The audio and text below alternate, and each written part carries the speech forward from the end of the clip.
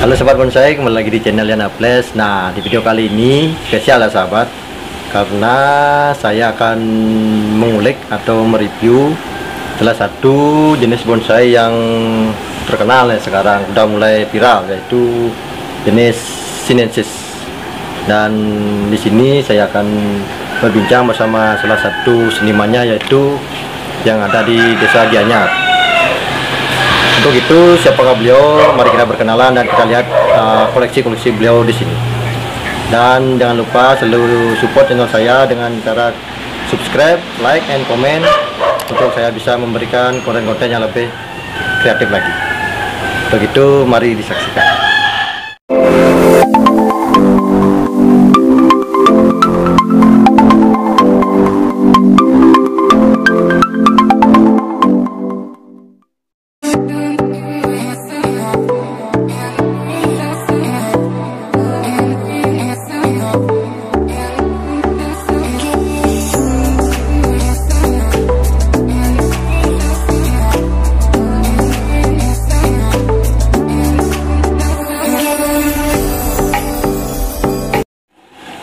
Nah, oke sahabat, sekarang saya sudah bersama dengan beliau di sini. Di samping saya ini adalah salah satu seniman yang alirannya mungkin beda nih untuk sebuah bonsai. Mari kita berkenalan dulu.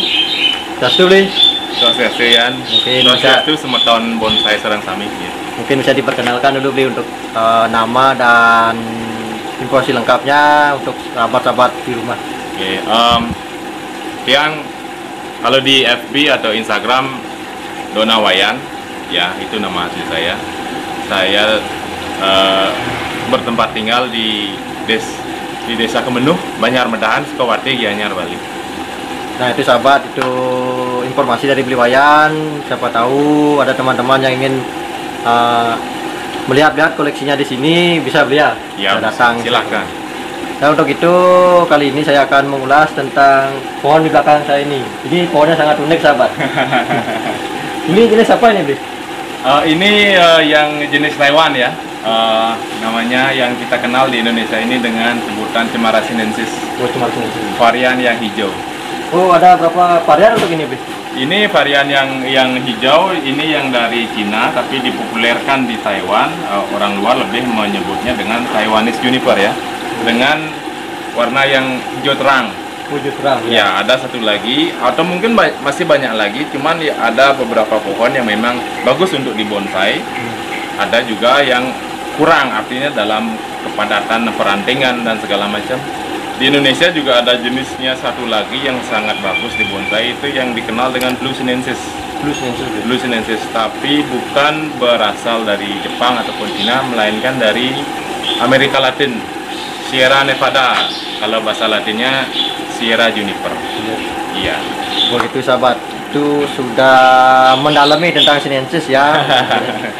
Mungkin bisa didekatkan dulu sahabat untuk dilihat dulu detailnya. Kita lihat dulu sebelum kita lebih lanjut mengulik lebih dalam. Nah ini sahabat. Jadi untuk pembuatannya sendiri ini udah berapa tahunan ini beli untuk menghasilkan sebuah karya seperti ini? Ini kebetulan saya dapat dari teman dari Jawa Barat tepatnya. Di tempat saya mulai dari saya proses pengejaan sekitar hampir 3 tahunan. Hampir 3 tahunan ya. Awalnya memang sudah merupakan artinya dalam komposisi yang Han Kengai ya, atau yang lebih dikenal dengan semi kaskad karena mahkotanya ada di atas. Kalau full kaskad biasanya mahkotanya di bawah. Ya. Ini termasuk semi kaskad. Sudah ya hampir 3 tahun. Terus untuk ini kenapa sukanya dengan Sinensis seperti itu? Soalnya kan banyak yang kalau saya lihat teman-teman di luar sana kan mungkin Pico satu yang lain tuh. Iya. Ketertarikan saya dengan Sinensis ya berawal dari YouTube ya, sering menonton YouTube ya, dengan perkembangan internet zaman sekarang yang begitu cepat dan luas, dan juga membagi ilmunya dengan sangat gamblang tanpa ada penutupan. Itu pun berasal dari daerah Jepang ataupun Eropa, bahkan Cina, Taiwan dan sekitarnya.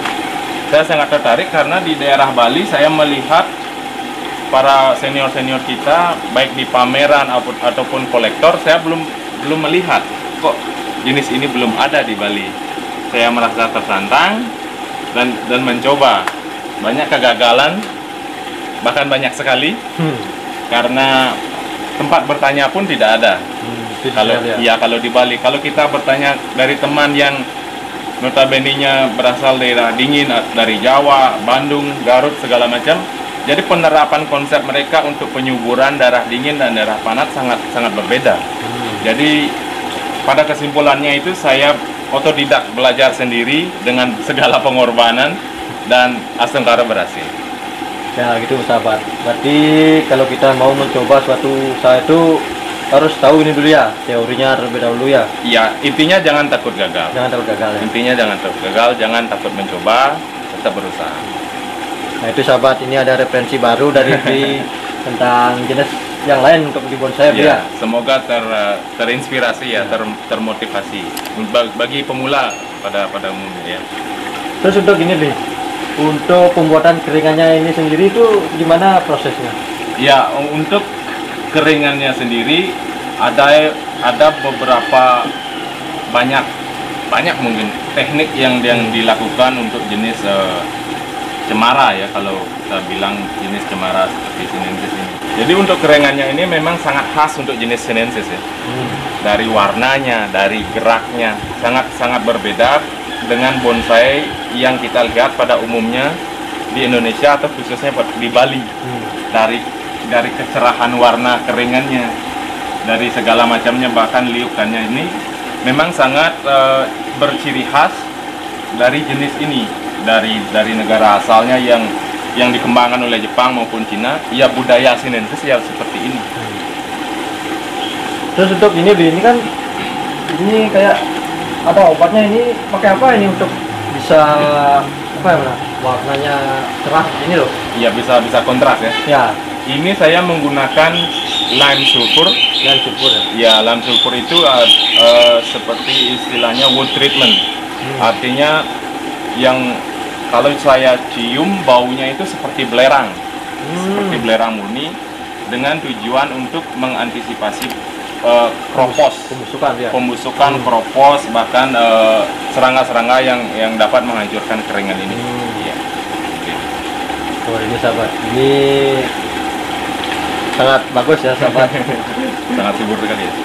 Terus untuk gini Bli, tadi kan dibilang ada yang warna blue itu loh. Oh ya. Terus untuk di Bali khususnya itu cocok nggak diterapkan yang untuk sinensis itu? Yang untuk blue sinensis ya? Ya. Sangat cocok juga, tetapi dengan pola penanganan yang berbeda. Kalau untuk varian blue, kalau umpamanya ada Sargenti yang variannya blue, yang disebut tisu, kalau di Indonesia itu disebut dengan Sargenti pimpong, lebih cenderung warnanya ke biru, atau juga yang blue sinensis. Jadi penanganan antara yang hijau dengan yang blue, yang biru berbeda. Bedanya di media tanam. Media tanam. Kalau varian yang hijau, mereka lebih kuat di tempat panas, walaupun dengan media yang lebih sedikit. Tapi yang blue, varian blue, baik cemara buaya, tisu, ataupun blue sinensis, yang lebih mengarah ke arah biru, medianya itu cenderung lebih banyak. Tidak bisa dipres sekali. Tapi untuk yang hijau aman. Yang hijau aman? Ya. Nah itu sahabat, informasi dari Bli itu yang bisa mungkin menambah wawasan untuk sahabat di rumah. Terus di sini ada berapa gini Bli model sinensis? Jenisnya ya? Jenisnya. Kebetulan di sini ada yang green, yang sinensis green, ada yang blue, ada Sargenti simpakunya, ada Sargenti jarum, kemudian ada cemara buaya juga ada, terus ada cemara Papua yang endemik negara kita. Baru sahabat ini. Iya, saya coba kembangkan juga, yang mungkin saya ingin mengembangkan dengan varian yang lain. Iya. Nah itu sahabat, ngomongin soal sinensis masih gini ya, masih awal mungkin dia. Iya. Tapi kita akan ulik-ulik lebih dalam itu. Siap. Terus untuk ini Bi, untuk karakteristik dari sinensis itu gimana? Soalnya kan kalau ada beberapa jenis pohon itu mungkin ditekuk, mungkin patah, kayak sanca itu kan susah untuk ditekuknya seperti itu lah. Iya, iya. Jadi kalau untuk jenis ini dengan varian cemara ini atau juniper ini memang sangat bersifat elastis. Elastis ya. Iya, sangat elastis. Juga jalannya kambium juga cepat. Bahkan untuk daerah panas kali ini saya melakukan sebuah tekukan dalam waktu 2 minggu kambium sudah kelihatan jalan dari pecahan. Dari pecahan. Iya. Kalau sinensis dengan ukuran batang seperti ini, Anda bisa di zoom, sangat gampang untuk ditekuk dengan teknik-teknik tertentu. Kalau sanjang atau jenis ficus hanya segini saja mungkin sudah patah. Sudah patah. Jadi itu dari kelebihan dari jenis-jenis cemara ini. Ya. Terus yang ini kan dibilang stylenya semi casted ya. Iya. Terus untuk yang di sana itu? Yang di sana itu termasuk kalau orang kita mungkin menyebutnya twin ya, atau mungkin lebih dikenal mungkin dengan sebutan informal. Tapi dalam gaya sebuah pohon cemara artinya juniper ini, gaya itu tidak selalu mengerucut ke satu gaya. Buktinya di sana ada keringan juga, ada tembusan juga pada batang yang besar. Jadi karakteristik mereka ini lebih cenderung dengan meliuk, dengan pelintiran, perasan segala macam. Jadi kita menarik kesimpulan awal itu bahwa ini diposisikan twin atau informal mungkin dari pembentukan atau kita menarik garis tentang mahkota ataupun tarikan luar daunnya. Tapi kalau di dalamnya belum tentu mungkin. Iya, dengan keringannya itu.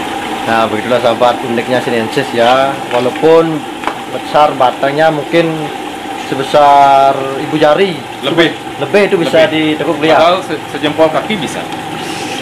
Itu sahabat. Ya. Itu teknik. Terus ngomongin soal pelintiran nih. Ya. Saya kan kadang-kadang lihat di YouTube itu Ya. dikasih kayak apa itu, kayak tali rafia atau Bukan, mereka menyebutnya rafia. Kalau kita punya tali rafia, beda itu ya. Beda. Kalau mereka rafia itu rumput. Oh, rumput itu ya. Rumput. Mereka sebutnya rafia. Kalau kita memang tali rafia itu ya tali plastik. Iya, beda. Berarti kan saya lihat tuh di apa namanya dililit pertama, terus dikasih kawat habis itu. Fungsinya untuk apa itu, Bli? Itu untuk pengamanan kambium. Untuk pengamanan kambium Agar tidak putus pada saat ditekuk. Terus juga untuk melemapkan dari kulit kambium itu sendiri. Agar tidak terpapar langsung dengan sinar matahari segala macam, mengurangi dalam proses penguapan, pengeringan, jadi biar aman. Artinya satu batang yang ditekuk itu tidak mati. Tapi untuk itu kan di luar beli ya. Terus untuk di tempat beli atau pengalaman beli itu menerapkan nggak teori seperti itu? Menerapkan. Kalau kita lihat, kalau bisa di zoom, contohnya pada ujung cabang itu, saya menekuknya sangat keras ya, bisa dikatakan sampai patah. Jadi saya menggunakan tali rafia. Ya, tali rafia kita itu dengan bantuan kawat dan kemudian ditekuk aman. Ya, aman. Dan itu pun dilakukan dengan cara berkala. Walaupun sinensis ini berjenis lentur, bahkan sangat lentur, tapi kita harus tetap menggunakan logika dalam penekukan. Kita melakukan bending dengan cabang yang cukup besar itu jangan sampai sekali gerakan. Ya, mereka tetap makhluk hidup, tidak seperti besi atau segala lain. Jadi kita harus melakukan tekukan itu secara berkala dengan melakukan sebuah tekukan dengan gerakan yang pelan, kemudian kita ikat, diamkan setengah jam. Fiber kayunya ini akan melunak.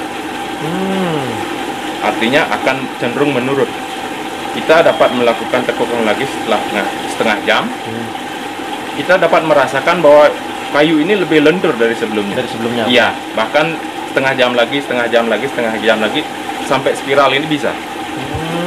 Itu sahabat, itu ya. Teori dari beli, berarti kita harus melakukan tahapan ya, tidak bisa sekali tekuk. Kayak besi itu bisa sekali tekuk itu nggak bisa. Terus ada model yang lainnya beli untuk di bentuknya mungkin ditambah lagi dengan karang atau batu itu ada nggak punya? Bisa. Untuk jenis ini memang sangat kreatif karena mereka dengan kekuatan media yang sangat minim, dengan keelastisannya untuk bending atau tekukan itu ya? yang bisa dikatakan dengan aliran surrealis. Surrealis. Ya, bisa sekali. Semua mereka ikut gayanya. Bisa dilihat-lihat nanti. Nah, ini sahabat, mungkin bisa dilihat ke samping dulu ini.